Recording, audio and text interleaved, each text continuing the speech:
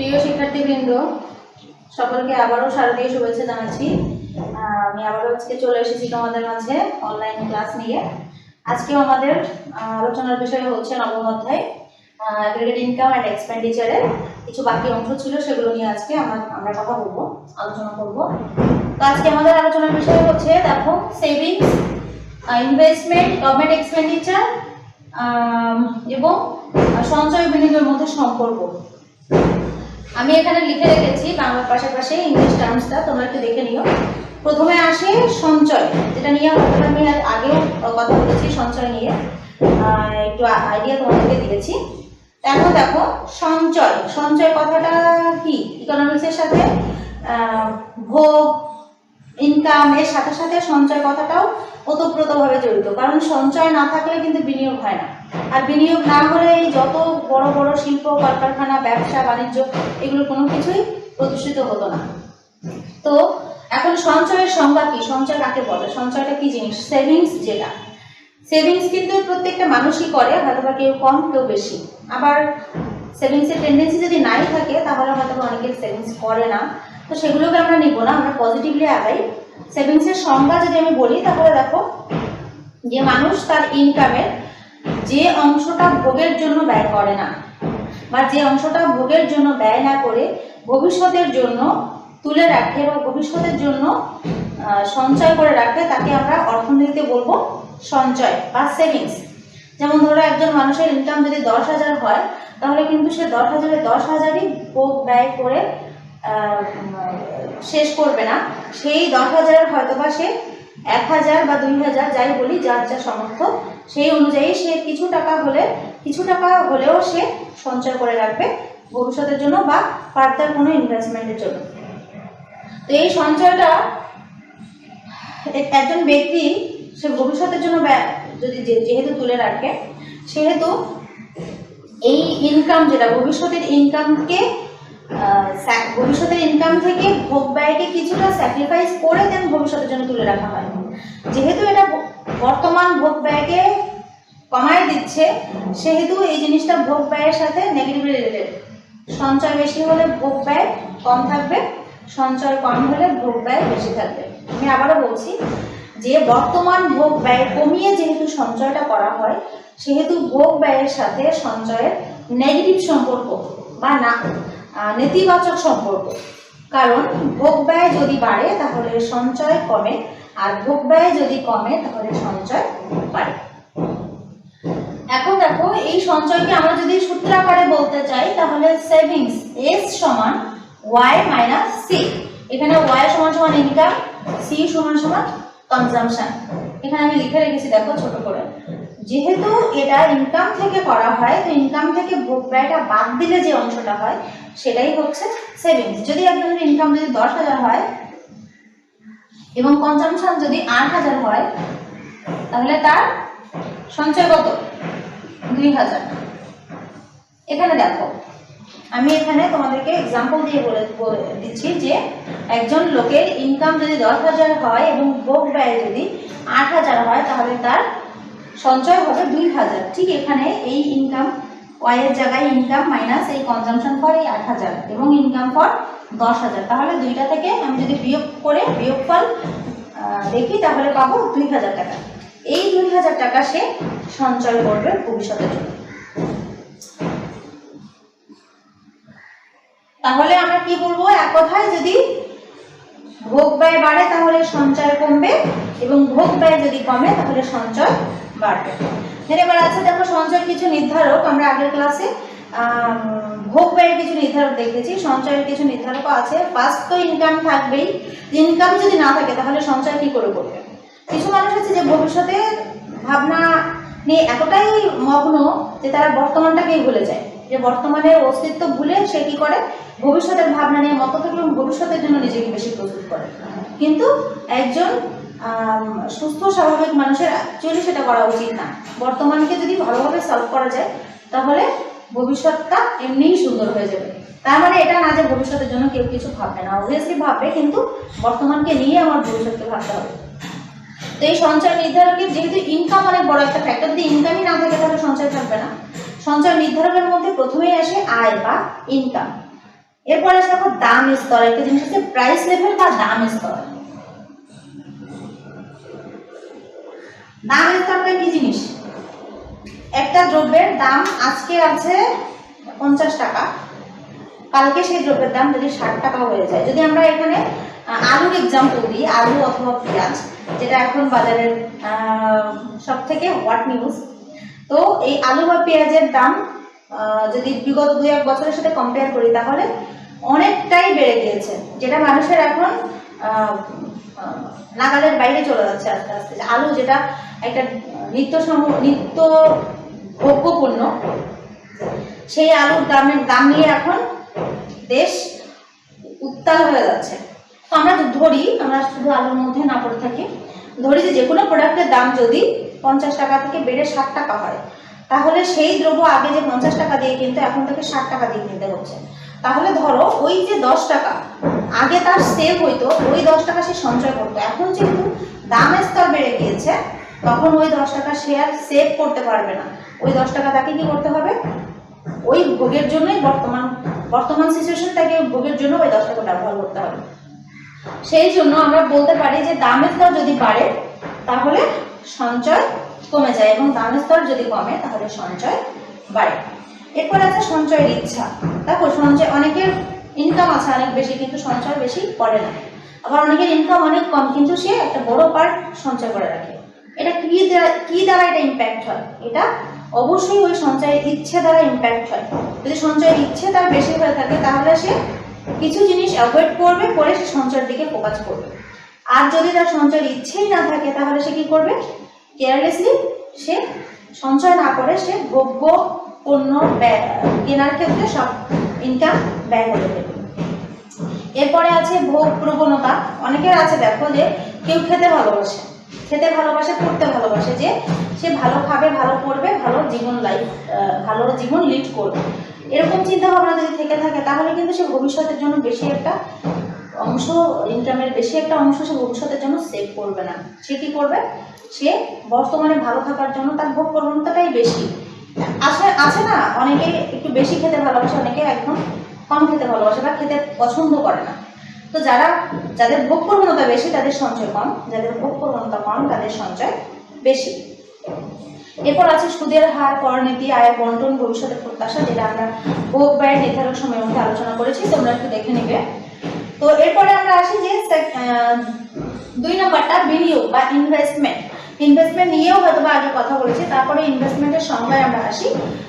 সঞ্চয় থেকে ইনভেস্টমেন্ট হয় বা সঞ্চয় থেকে বিনিয়োগ হয়। যদি সঞ্চয় না থাকে তাহলে বিনিয়োগ হবে না, আর যদি সঞ্চয় থাকে দেন বিনিয়োগের কথা আসবে।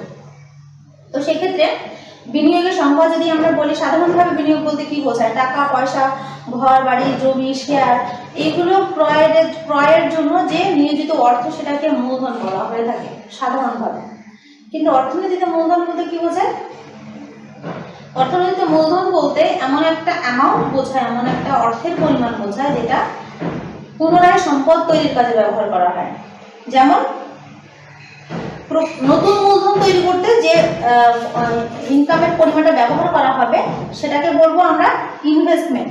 এখানে দেখো অর্থনীতি কেইন্স বলেছেন পুরাতন মূলধন সামগ্রীর সাথে নতুন কিছু সংযুক্ত হওয়াকে প্রকৃত বিনিয়োগ বলে।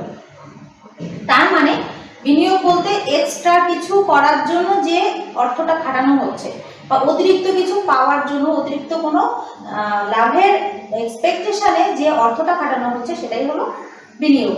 তো সেটা নট অনলি অর্থ, সেটা বিভিন্ন ধরনের সম্পদ হতে পারে, জমি জমা, ঘর বাড়ি, শেয়ার, বন্ড, এগুলো অনেক কিছু হতে পারে যেটা অতিরিক্ত ইনকামের জন্য বা অতিরিক্ত সম্পদ তৈরির ক্ষেত্রে ব্যবহার করা হবে।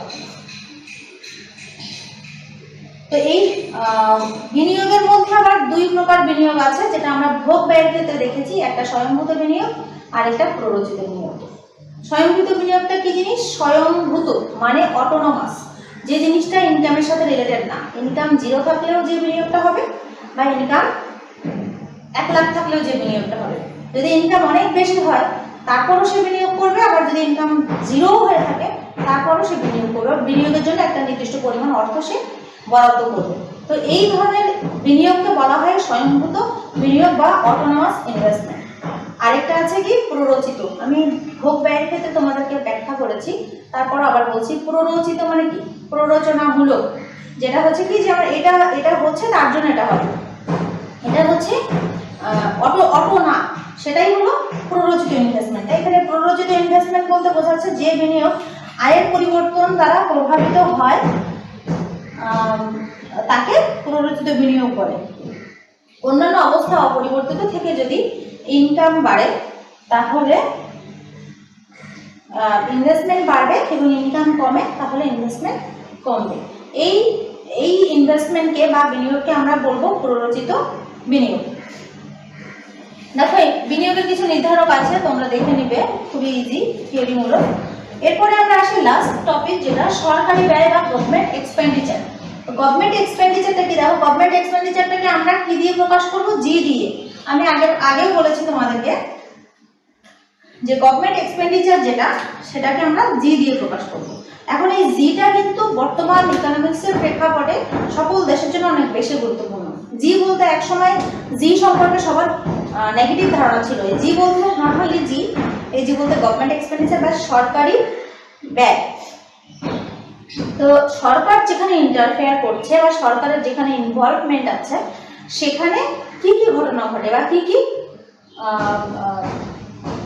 কি ফ্যাক্টর কাজ করে, সেটা যদি আমরা বলতে যাই তাহলে দেখো এক সময় সরকারি ব্যয় বলতে কি বোঝাইতো, যে দেশের অভ্যন্তরীণ শান্তি শৃঙ্খলা বজায় রাখা অথবা বাইরের শত্রুর আক্রমণ থেকে দেশকে রক্ষা করা, এই ব্যাপার দুটো, এরকম কিছু ব্যাপারের জন্য সরকারকে বরাদ্দ রাখা হতো বা সরকারের ব্যাপারটা মানুষের মধ্যে এভাবেই কাজ করতো।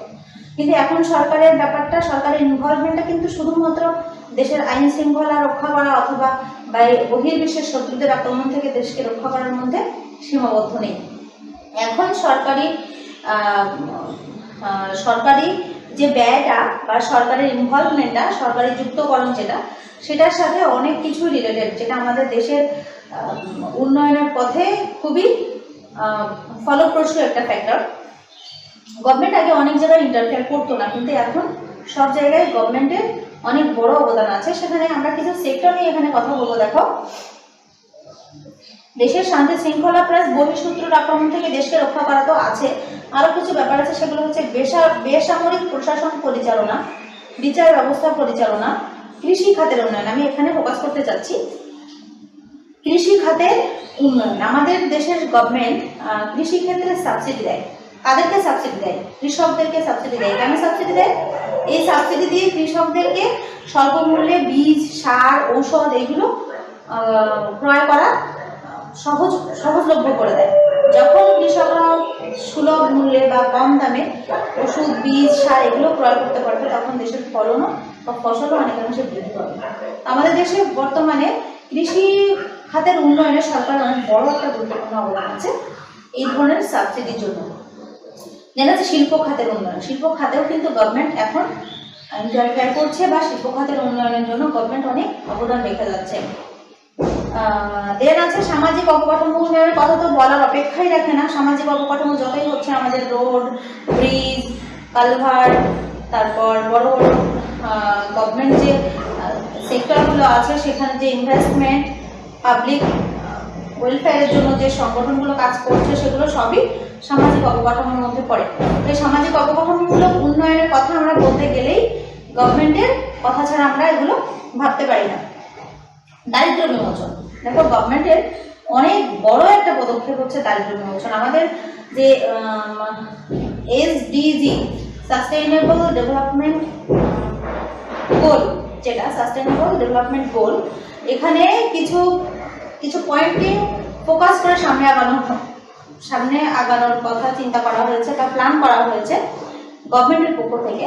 তো সেখানে দারিদ্র বিমোচনটাই ছিল ফার্স্ট, যে বাংলাদেশের মাটি থেকে দারিদ্রটা বিমোচন করতে হবে। এবং দারিদ্র সীমার লেভেল আগে যেটা ছিল, এখন অনেকাংশেই দারিদ্র সীমার লেভেল কিন্তু কমিয়ে নিয়ে আসা হয়েছে। আমরা যদি জরিপ খেয়াল করি তাহলে আগে যত সংখ্যক লোক দারিদ্র সীমার নিচে বাস করতো, এখন হয়তোবা তার অর্ধেকের থেকেও অনেক বেশি কমে গিয়েছে। তো গভর্নমেন্টের ইন্টারফেয়ার ছাড়া এটা আসলেই ইম্পসিবল ছিল। দেন আছে প্রাকৃতিক দুর্যোগ মোকাবেলা। বাংলাদেশ কি প্রাকৃতিক দুর্যোগের দেশ। ছোটবেলা থেকে রচনা করতাম, এখন নিজের চোখে দেখছি যে প্রত্যেক বছর দুর্যোগ, বন্যা, খরা, প্রবল বৃষ্টিপাত, নদী ভাঙন, এইসব প্রাকৃতিক দুর্যোগ যেগুলো, ভূমিকম্প, এইসব জিনিসগুলো দিয়ে বাংলাদেশের মানুষকে সবসময় অতিষ্ঠ করে রাখা হয়। এগুলো ন্যাচারাল, এগুলোর উপরে মানুষের কোনো হাত নাই। কিন্তু এই বছরের বন্যার কথা যদি চিন্তা করো, উত্তরাঞ্চলে যেসব বন্যা, ভয়াবহ বন্যা সংঘটিত হয়েছে, মানুষের ঘর বাড়ি, ভিটে মাটি, এগুলো সব নদীর মধ্যে বিলীন হয়ে গিয়েছে। মানুষের থাকার মতো, বসবাসের মতো মাথা গোঁজার ঠাঁই কোথাও নাই। তারা খেতে পারছে না ঠিক মতো। স্টিল নাও বন্যার যে ইম্প্যাক্টটা বা প্রভাবটা তাদের মধ্যে খুব সিভিয়ার আকারে এক্সিস্ট করছে। তো এই যে প্রাকৃতিক দুর্যোগ, এই দুর্যোগে যদি সরকার পাশে না দাঁড়াতো তাহলে হয়তো বা অনেক বড় ধরনের ক্ষতি হয়। যদিও যে ক্ষতি অলরেডি হয়ে গিয়েছে সেই ক্ষতি অপূরণীয়, তারপরও আমাদের দেশের গভর্নমেন্ট কিন্তু প্রাকৃতিক দুর্যোগের সময় মানুষের পাশে যতটুকু পারছে ততটুকু দাঁড়াচ্ছে এবং মানুষকে হেল্প করছে। দেন আছে সামাজিক নিরাপত্তা, বেষ্টনী সৃষ্টি, বেকার সমস্যা সমাধান, অর্থনৈতিক উন্নয়ন সাধন। সামাজিক নিরাপত্তার কথা তো আছেই। সরকার সামাজিক নিরাপত্তা নিশ্চিত করার জন্য অনেক ধরনের পদক্ষেপ গ্রহণ করেছে, যেটা অলরেডি যদি আমরা খেয়াল করি রিসেন্ট, তাহলে মানুষের নিরাপত্তার জন্য আমাদের বিভিন্ন বাহিনী কাজ করছে এবং সমাজ থেকে মানুষের নিরাপত্তার জন্য সেই ধরনের নেগেটিভ যে বা যারা দুর্নীতিগ্রস্ত তাদেরকে সমূল উৎপাদন করার একটা চেষ্টা চলছে। যে অভিযান অলরেডি এখনো চলছে, দেশের কর্নারে কর্নারে যে চলছে, সেটা গভর্নমেন্টের ইন্টারফেয়ারে সম্ভব একমাত্র। বেকার সমস্যা সমাধানটা তো আমরা জানি যে সরকার বেকার সমস্যা সমাধানের জন্য বিভিন্ন ধরনের প্রতিষ্ঠান গড়ে তুলতেছে। সেখানে গ্রামে বা শহরে, মফস্বল এলাকায় বিভিন্ন ধরনের অর্গানাইজেশন তৈরি করে সেখানে বেকারদের কাজের ব্যবস্থা করে দিচ্ছে। বা যারা মহিলা, নারী, শিশু, তাদের জন্য, শিশু বলবো না, নারী যারা অনগ্রসর জাতি যারা, তাদের জন্য কাজের ব্যবস্থা করছে, যাতে দেশের বড় একটা পার্ট ইকোনমিতে অবদান রাখতে পারে। এই যে পয়েন্টগুলো আমি বললাম, সরকারি ব্যয়, এই খাতে কিন্তু সরকার ব্যয় করছে। এই যে খাতগুলো আমি বললাম, এখানে হিউজ পরিমাণে ব্যয় হচ্ছে সরকারের পকেট থেকে এগুলো যাচ্ছে। তো আমরা আমাদের লাইফ নিয়ে আছে, আমাদের ব্যক্তিগত ব্যয়, ব্যক্তিগত আয়, ইনভেস্টমেন্ট, এগুলো নিয়ে আমরা আছি। কিন্তু গভর্নমেন্ট কিন্তু আছে আমাদেরকে নিয়ে, আমাদের কিভাবে উন্নয়ন নিশ্চিত করা যায়, আমাদের ভালো কিভাবে দেখা যায়, কি করা যায়, সেটা নিয়ে গভর্নমেন্ট ভাবছে। তো গভর্নমেন্টের এই ভাবতে গেলে বা করতে গেলে তাকে অবশ্যই ব্যয় নির্বাহ করতে হচ্ছে, এবং এই ব্যয়টা এত বড় পরিমাণে একটা ব্যয় যেটা কোনো প্রাইভেট কোনো ফার্মের পক্ষে সেটা সম্ভব না। তাই জন্য গভর্নমেন্ট এখানে ইন্টারফেয়ার করছে। তাহলে আমাদের তিনটা টপিক, ভোগ ব্যয়, বিনিয়োগ ব্যয়, সরকারি ব্যয়, তিনটা আলোচনা শেষ হয়ে গেল। এখন আমরা একটু ছোট একটা টপিক নিয়ে কথা বলবো, সঞ্চয় ও বিনিয়োগের মধ্যে সম্পর্ক। সঞ্চয় এবং বিনিয়োগের মধ্যে অবভিয়াসলি সম্পর্ক আছে, কারণ বিনিয়োগের মূল হচ্ছে সঞ্চয়, সঞ্চয় থেকে বিনিয়োগ আসে। তাহলে এক কথায় বিনিয়োগ আর সঞ্চয়ের মধ্যে কি সম্পর্ক? পজিটিভ সম্পর্ক বা ধনাত্মক সম্পর্ক। যদি সঞ্চয় বাড়ে বা পজিটিভ হয় তাহলে বিনিয়োগ বাড়বে, সঞ্চয় যদি কমে তাহলে বিনিয়োগ কমবে। তাই জন্য এখানে বলা হচ্ছে যে সঞ্চয় হলো বিনিয়োগের উৎস। মানুষ তার আয়ের যে অংশ বর্তমান ভোগের জন্য ব্যয় না করে ভবিষ্যতের জন্য তুলে রাখে, সেটা হচ্ছে সঞ্চয়। এবং এই সঞ্চয়কে সে আবার ইনভেস্টমেন্ট করে তার প্রকৃত মূলধন যেটা, সেটা বাড়ানোর কাজে ব্যয় করছে।